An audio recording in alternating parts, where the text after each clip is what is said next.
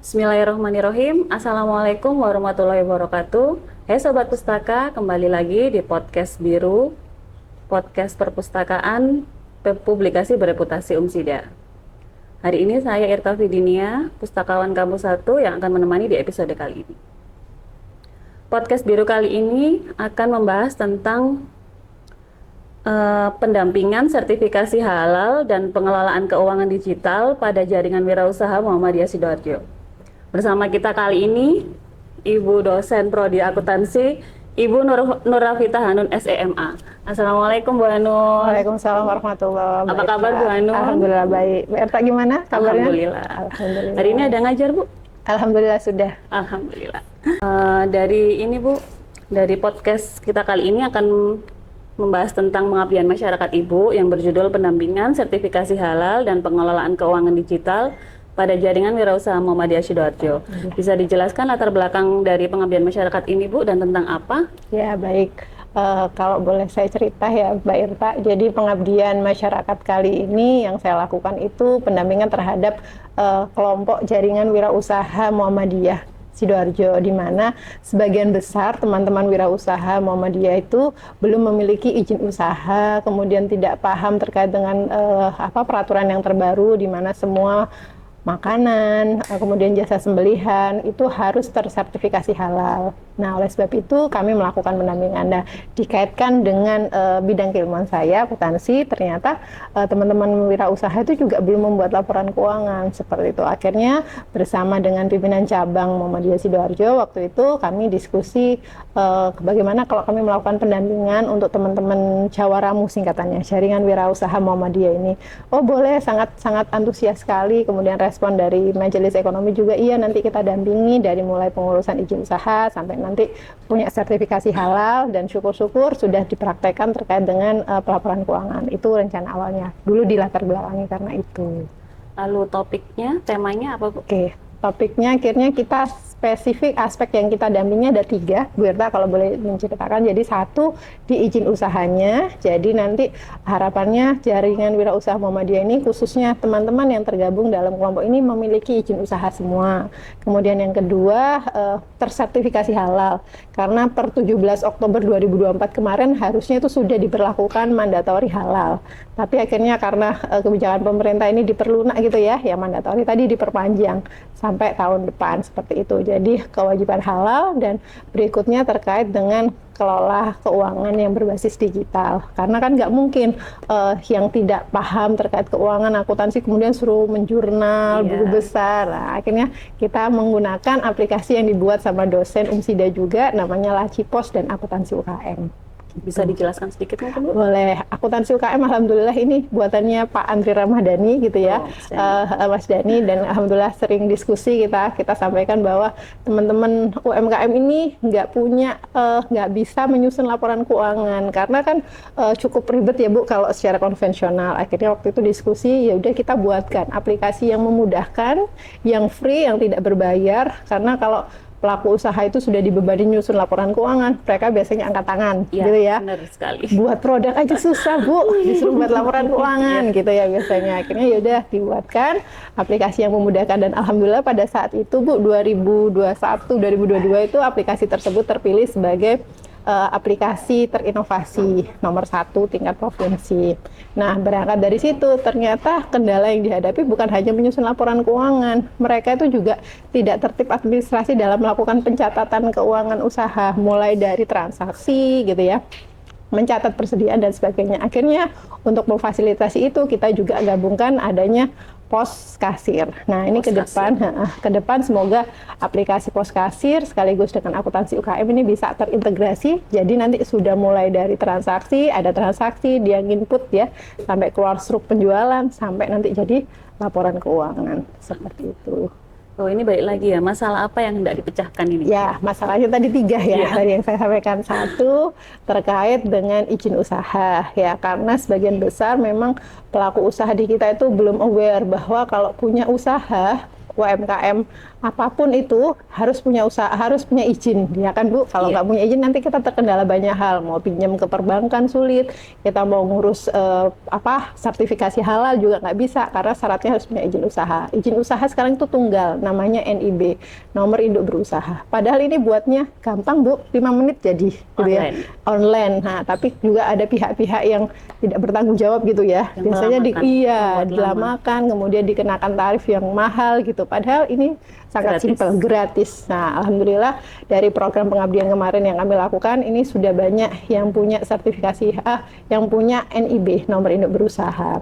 Nah, NIB ini juga satu NIB itu bisa untuk berbagai usaha, misalnya punya usaha laundry, punya usaha makanan, punya usaha misalnya catering gitu ya, itu bisa. Jadi punya warung, punya catering, punya usaha laundry dan sebagainya itu bisa beragam. Kemudian aspek yang kedua yang kami dampingi adalah sertifikasi halal. Nah, kalau sudah punya NIB ini tadi bisa untuk ngurus sertifikasi halal Bu, karena kalau nggak punya NIB nggak bisa. Baru yang ketiga yang keuangan itu tadi. Yang pakai laci pos. Iya, yang pakai laci pos tadi. Kasir. Lalu metode apa yang dipakai untuk pengabdian masyarakat ini, Bu? Nah, metode apa yang kami gunakan untuk pengabdian masyarakat ini, Bu? Kita kemarin tuh menggunakan tahap awal adalah menganalisis kebutuhan ya. Karena kalau pengabdian masyarakat ini kan beda kayak riset ya, yang kuantitatif, kualitatif. Kalau kami lebih pada pertama adalah analisis kebutuhan, karena pengabdian yang tepat adalah pengabdian yang sesuai dengan kebutuhannya mitra seperti itu. Jadi kami analisis kebutuhannya apa, setelah kami identifikasi kebutuhannya apa, kemudian kami tentukan, oh berarti aspek yang kami dampingin 3 tadi nggih. Ya, terus kemudian mitranya juga sepakat. Akhirnya dari situ kita koordinasi awal, kemudian kita lakukan, oh berarti tahapan pertama apa? Pendampingan izin usaha dulu ya, nanti kedua kita pendampingan sertifikasi halal, edukasi terkait dengan proses produk halal, dan yang terakhir baru pendampingan keuangan, seperti itu. Menarik sekali Bu ya, Insya Allah. Hasil dari pengabdian masyarakat ini Bu? Nah, hasil dari pengabdian masyarakat ini alhamdulillah kemarin luarannya cukup banyak Bu. Salah satunya modul itu tadi, modul laci pos tadi, alhamdulillah sudah terhakikan, kemudian sudah publikasi juga di media massa terkait dengan pelaporan untuk pengabdiannya ya. Kemudian juga sudah jadi artikel. Nah, karena memang sejauh ini sih memang pengabdian yang saya lakukan fokusnya ya ke itu, izin usaha, halal sekarang sama keuangan digital. Lalu temuan penting apa yang dari pengabdian masyarakat ini, Bu? Ya, jadi temuan penting dalam pengabdian masyarakat ini yang saya temukan itu seperti ini, Bu. Kadang kan kami sebagai tim pengabdi itu kan melakukan pengabdian sesuai dengan kebutuhan gitu ya, kebutuhan mitra. Nah, contohnya konkret adalah ketika kemarin kami dampingi pembuatan NIB. Salah satu syarat NIB kan KTP dan NPWP. Nah, masih banyak kan Bu yang belum punya NPWP ya. Betul sekali, masih banyak sekali masyarakat yang punya usaha itu nggak punya NPWP gitu ya. Nah, waktu kami Bu, salah satu syarat untuk buat NIB itu harus ada NPWP. Mereka malah mundur, ada beberapa mundur teratur. Katanya takut nanti kalau punya NPWP kena pajak gitu ya. Terus sudah kami edukasi bahwa kalau punya NPWP itu belum tentu nanti kena pajak Bu, karena nanti pasti disesuaikan. Kalau nggak melebihi batas, ya nggak akan kena pajak, hanya lapor aja setiap bulan, saya gitu kan. Ya. Ada yang harusnya sih pokoknya ada pelaporan gitu ya. Baiknya sih tiap bulan tuh lapor, atau paling nggak minimal setahun sekali ya yang laporan SPT tahunan itu. Nah, kemudian ada yang menerima, ada yang menolak Bu, gitu ya. Jadi yang menolak ya kami hargai keputusannya, yang mau lanjut juga kami persilahkan, gitu. Lalu mengapa temuan itu penting secara keilmuan? Jadi akhirnya itu kami juga mikirnya gini, oh berarti selain kami memang fokus kepada aspek yang mau kami dampingi, kami juga punya tugas untuk mengedukasi masyarakat gitu ya, bahwa oh ternyata ada aturan seperti ini yang harus kita ikuti. Kalau kita tidak ikuti, maka nanti usaha kita akan tidak berlanjut, tidak sustainability atau keberlanjutan usaha kita kan terganggu, karena dia nggak punya NIB, sedangkan dia produknya makanan minuman yang wajib halal, kan dia nggak bisa ngikuti gitu. Nah, kalau habis itu sudah berkembang, sudah punya sertifikasi halal, penjualannya banyak, tapi pengelolaan keuangannya tidak bagus, juga kan akhirnya kita nggak tahu ini untung atau enggak. Betul, seperti itu. Ngomong-ngomong halal tadi Bu ya, sebelumnya kemarin tuh kan banyak yang bertuliskan halal tapi mengandung babi. Ya, betul. Bagaimana Bu tanggapannya Ibu? Jadi kemarin tuh kan ada program self declare ya. Memang ini sangat membantu sekali bagi teman-teman UMKM karena proses untuk pendaftaran sertifikasi halal yang jalur reguler itu kan biayanya cukup lumayan lah ya bagi kami, bagi teman-teman yang menengah ke bawah itu. Nah, dengan adanya self declare ini kan memudahkan sehingga free Bu. Jadi mulai dari awal sampai sertifikat halal itu keluar itu nol rupiah programnya pemerintah. Bahkan sekarang sudah dibuka ada Sehati 2025 itu free.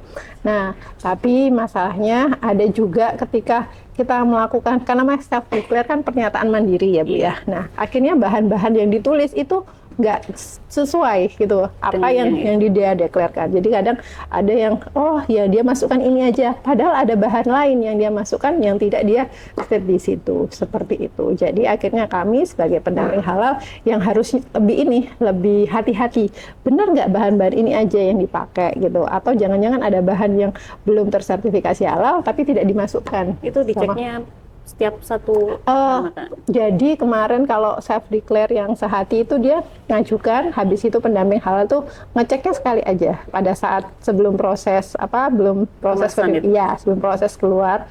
Nanti kan diverifikasi, bahan ini memang dipakai, kita centang. Dia ada checklistnya seperti itu. Nah, kami di Halal Center Umsida itu biasanya mengatakan gini, Bapak, Ibu, ini prosesnya bukan hanya berhenti sampai sini. Jadi kalau sertifikasi halal itu adalah komitmen pelaku usaha untuk menjaga bahwa bahan-bahan yang digunakan, proses yang dilakukan itu memang sesuai dengan yang ada di sertifikat halal nanti kalau sudah keluar. Ketika ada perubahan, penambahan dan lain sebagainya, maka harus dilakukan proses lagi dari awal gitu untuk menjamin bahwa memang dia punya komitmen untuk menjaga bahwa bahannya memang halal. Seperti itu. Tapi kalau orang yang tidak bilang gitu dari pihak usahanya enggak bilang gitu, terus gimana? Nah, akhirnya kan sekarang ada kewajiban bahwa setiap tahun itu harus ada audit internal. Nah, kalau UMKM itu biasanya penyelia halal ya istilahnya. Penyelia halalnya adalah pemiliknya sendiri gitu ya. Tapi kalau perusahaan-perusahaan besar maka penyelia halalnya sudah harus sertifikasi BNSP tadi. Jadi harus ada laporan audit internalnya. Itu. Amin. Lalu pengabdian masyarakat ini membantu menyelesaikan permasalahan SDGs yang mana Bu? Yang nomor berapa? Kalau ditanya mendukung gitu ya, mendukung pencapaian SDGs nomor berapa? Nomor 8 ya. Nomor 8 itu kan terkait dengan ekonomi dan pekerjaan layak gitu ya. Karena sesuai sabdanya Rasulullah kan, Rasulullah bilang kalau mau kaya ya berdagang lah gitu ya. Betul. Berdagang salah satunya ya, luar biasa. Jadi SDGs nomor 8, kemudian SDGs nomor 1 juga, karena kalau misalnya pertumbuhan ekonomi itu baik gitu ya, kemudian pekerjaan layak, kemudian sehingga tingkat kelaparan itu juga akan menurun. Seperti itu Bu. Lalu apa implementasi lanjutan dari pengabdian masyarakat ini? Ya, jadi implementasi kami ke depan, kami ingin tadi ya, kalau yang dari bidang keilmuan saya, insya Allah nanti sama Mas Dani dan teman-teman yang lain juga pinginnya mengintegrasikan tadi bahwa Laci Pos yang saat ini kan masih berdiri sendiri-sendiri ya Bu ya, Laci Pos sendiri, akuntansi UKM sendiri, mungkin ke depan kami ingin mengintegrasikan gitu. Jadi ketika pelaku usaha menggunakan, dia sudah paket komplit gitu. Jadi sudah mulai dari awal transaksi sampai laporan keuangan, bahkan di akuntansi UKM itu kan juga bisa untuk ngeprint untuk laporan pajak seperti itu. Langsung satu gitu ya. Iya, dan itu semoga insya Allah free lah karena bentuk kita pengabdian kepada masyarakat. Iya. Sebelum kita akhiri mungkin ada closing statement dari Bu Hanun. Closing statement ya.